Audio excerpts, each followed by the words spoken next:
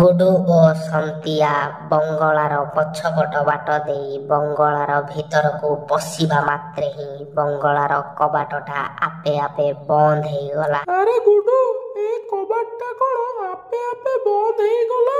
ମତେ ଭାରି ଡର ଲାଗୁଛି ରେ। ସନ୍ତିଆ ତୁ ଜାଣିପାରୁନୁ କି ବହୁ ବର୍ଷ ହେଲାଣି କେହି ବି ଏଠିକି ଆସିନାହାନ୍ତି, ତେଣୁ ଏଇ କବାଟ ଗୁଡା ସବୁ ଖରାପ ହେଇଗଲାଣି, ସେଇଲାଗି ଆପେ ଆପେ ବନ୍ଦ ହେଇଯାଇଥିବ ଆଉ। ତୁ ଜମା ଡରେନା, କିଛି ହବନି ରେ। ଆରେ ଗୁଡୁ, କାଇଁ ମତେ ତ ଏଠି କେହି ବି ଦେଖା ଯାଉନାହାନ୍ତି। ସେ ଲୋକଟାର ଚିତ୍କାର ତ ଏଉଠୁ କୋଉଠୁ ଶୁଭୁଥିଲା, ହେଲେ କାଇଁ ମତେ ତ ଏଠି କେହି ବି ଦେଖା ଯାଉନାହାନ୍ତି। ସନ୍ତିଆ, ସେ ଲୋକଟାର ଚିତ୍କାର ବଙ୍ଗଳାର ଆଗ ପଟୁ ଆସୁଥିଲା। ଆମେ ତ ବଙ୍ଗଳାର ପଛପଟେ ଅଛୁ, କାଳେ ଆମେ ବଙ୍ଗଳା ଭିତରେ ଖୋଜି ଖୋଜି ଆଗ ପଟକୁ ଯିବା। ସେ ଲୋକଟା ନିଶ୍ଚୟ ସେଇଠି ଥିବ, କାଳେ। ଗୁଡୁ ଦେଖ, ମତେ ଏଠି ଜମା ବି କିଛି ଠିକ ଲାଗୁନି, ବହୁତ ଡର ବି ଲାଗୁଛି ରେ। ଚାଲ ଘରକୁ ପଳେଇବା, ଚାଲ। ଆରେ ସନ୍ତିଆ, ତୁ ଗନି ରେ, କିଛି ହବନି, ତୁ ଖାଲି ମୋ ପଛେ ପଛେ ଆ।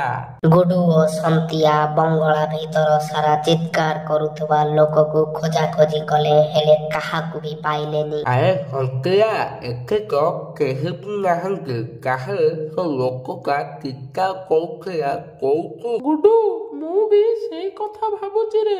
ସେ ଲୋକଟାର ଚିତ୍କାର ଏଉଠୁ କୋଉଠୁ ଆସୁଥିଲା, ହେଲେ ଏଠି କେହି ବି ନାହାନ୍ତି। ଗୁଡୁ, ମତେ ସତରେ ଭାରି ଡର ଲାଗିଲାଣି ରେ। ଆରେ ସନ୍ତିଆ, ମତେ ଲାଗୁଛି ଆମେ ଏବେ ଏଇ ବଙ୍ଗଳାର ମଝିରେ ଅଛେ, କାଳେ ଆଗ ପାଖକୁ ଯାଇ ଖୋଜିବା, କାଳେ। ହଉ ଚାଲ ଯିବା। ସନ୍ତିଆ ଶୁଣେ, ତୁ ସେପଟେ ଯାଇ ଖୋଜ, ଆଉ ମୁଁ ଏପଟେ ଯାଇ ଖୋଜୁଛି, ହେଲା, ଯା।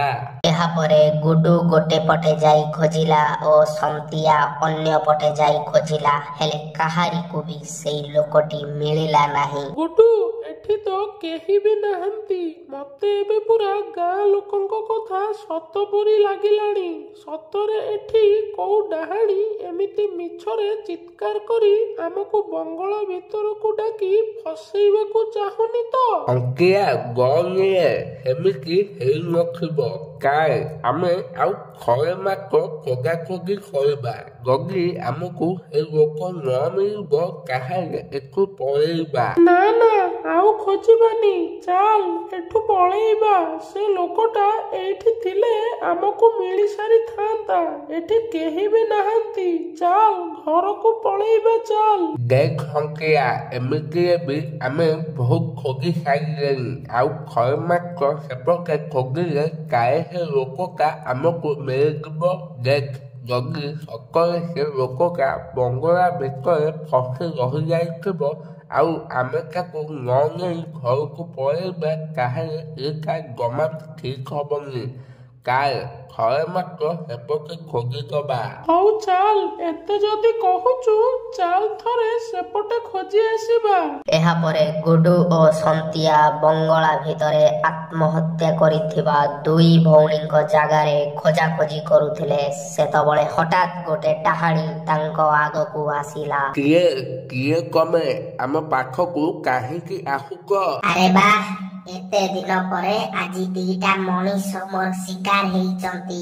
ବହୁତ ଦିନ ପରେ ଆଜି ମଣିଷର ମାଂସ ଖାଇବି, ମଣିଷର ରକ୍ତ ପିଇବି। ମୁଁ ତତେ କହିଥିଲି ନା ଗୁଡୁ, ଏଠି ସତରେ ଡାହାଣୀ ଅଛନ୍ତି ବୋଲି। ଚାଲ ଏବେ ଜଲ୍ଦି ଘରକୁ ପଳେଇବା, ଚାଲ। ଏତେ ଦିନ ପରେ ମୁଁ ଦିଟା ମଣିଷଙ୍କୁ ଶିକାର କରିଛି, ଏତେ ସହଜରେ ଛାଡ଼ିଦେବି? ଆଜି ମୁଁ ଆଉ ମୋ ଭଉଣୀ ମିଶି ତମ ଦି ଜଣଙ୍କୁ ଖାଇବୁ। ଦେଖ ଆମକୁ ଦୟାକରି ଖାଇଦିଅ। ଆମେ ତମ କଣ ଭୁଲ କରିଛୁ, ଖାଇଦିଅ ଆମକୁ। ଆମେ ତ କେବଳ ବଙ୍ଗଳା ଭିତରୁ ଚିତ୍କାର କରୁଥିବା ଲୋକର ସାହାଯ୍ୟ କରିବା ପାଇଁ ଆସିଥିଲୁ। ଦୟାକରି ଖାଇଦିଅ ଆମକୁ। ଦୟାକରି ଛାଡ଼ି ଦିଅ ଆମକୁ। ଆମେ ଏଠି ଜଣଙ୍କର ସାହାଯ୍ୟ କରିବାକୁ ଆସିଥିଲୁ। ଛାଡ଼ି ଦିଅ ଆମକୁ। ଆରେ ମୁଁ ହିଁ ତମ ଦି ଜଣଙ୍କୁ ଶିକାର କରିବା ପାଇଁ ଏମିତି ମିଛରେ ଚିତ୍କାର କରି ଡାକୁଥିଲି।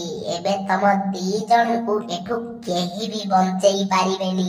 ମୁଁ ଏବେ ଯାଉଛି, ମୋ ଭଉଣୀକୁ ଡାକି ଆଣିବି। ଆଜି ବହୁ ବର୍ଷ ପରେ ଆମେ ଦି ଭଉଣୀ ମିଶି ମଣିଷ ମାଂସ ଖାଇବୁ। ଏହାପରେ ଡାହାଣୀ ଗୁଡୁ ଓ ସନ୍ତିଆକୁ ଗୋଟେ ଘରେ ବନ୍ଦୀ କରି ତାର ଭଉଣୀକୁ ଡାକିବାକୁ ଗଲା।